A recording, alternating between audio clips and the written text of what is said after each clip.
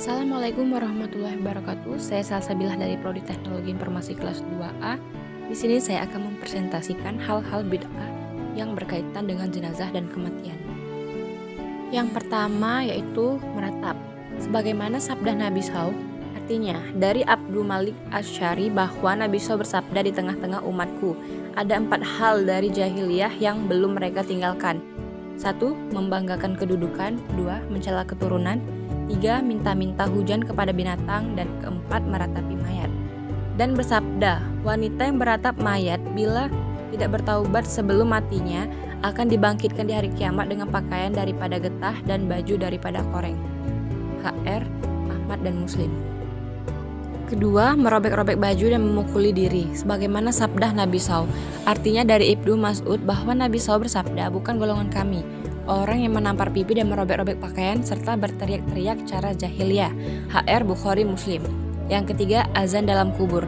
Tidak ada dalil yang mensyariatkan azan di atas kubur, tetapi azan ini disyaratkan dalam 2 hal. 1. Azan sebagai panggilan untuk sholat fardu sebagaimana firman Allah dalam surat Al-Jumu'ah ayat 9. Artinya, hai orang-orang yang beriman, apabila diseru untuk menunaikan sholat pada hari Jumat, maka bersegeralah kamu mengingat Allah, sholat dan tinggalkanlah jual beli yang demikian itu. Lebih baik bagimu jika kamu mengetahui.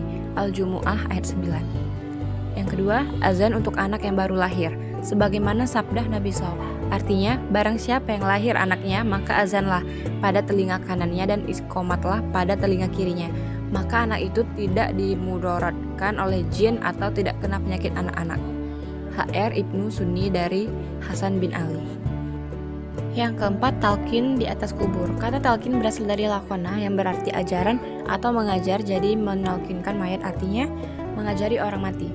Sedangkan mayat dalam kuburnya tidak nampak atau gaib dari pandangan mata. Dengan kata lain, mengajari orang yang mati yang tidak tampak. Oleh karena itu, tidak logis mengajari orang yang sudah di alam barzah. Dengan demikian, orang yang dapat diajari itu tentu yang masih hidup atau ketika menjelang ajal. Jika telah mati, tentulah sudah terlambat. Oleh karenanya, talqin itu dilakukan bukan di atas kubur, melainkan menjelang ajal atau sakaratul maut.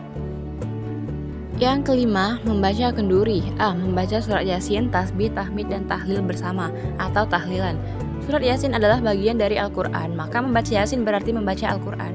Wajib bagi seorang muslim membacanya, dan Allah pasti memberikan pahala terutama bagi yang membaca dan yang mendengarkan bacaannya. Tetapi tidak dianjurkan membaca Al-Quran secara bersama-sama. Selanjutnya, tentang membaca tasbih, tahmid, dan tahlil itu juga bacaan yang wajib dikerjakan oleh setiap muslim, karena semua bacaan tersebut adalah di setiap saat kita mesti berpikir kita mendapat musibah, mengucapkan istirja, saat mendapat nikmat mengucapkan hamdalah, mau makan dan minum adalah zikir, bahkan daging atau keluar WC pun berzikir, dan lebih utama berzikir ba'da sholat. Dengan demikian jelas ajaran tahlilan itu tidak berdasarkan contoh Rasulullah SAW. Dengan kata lain itu bukan ajaran Islam dan berdosa menjadikannya sebagai amalan atau mengerjakannya. B. Mengirim pahala dari bacaan tahlilan untuk si mayat.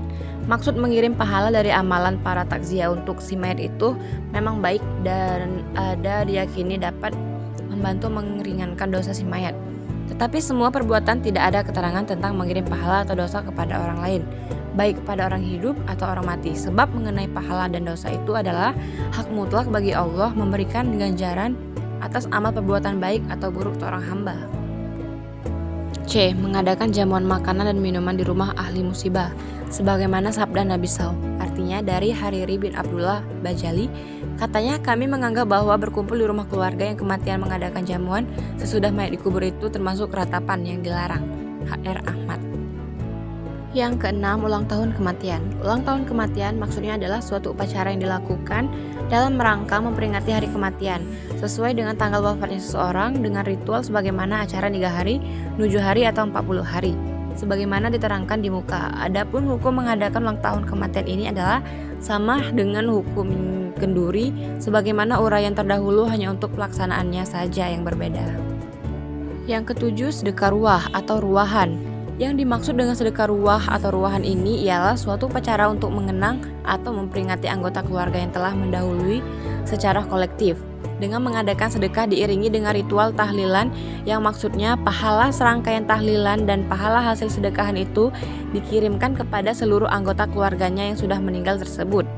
Adapun hukum sedekah ruah atau ruahan ini adalah sama dengan hukum mengadakan upacara kenduri, karena ruahan ini merupakan kelanjutan dari acara tersebut.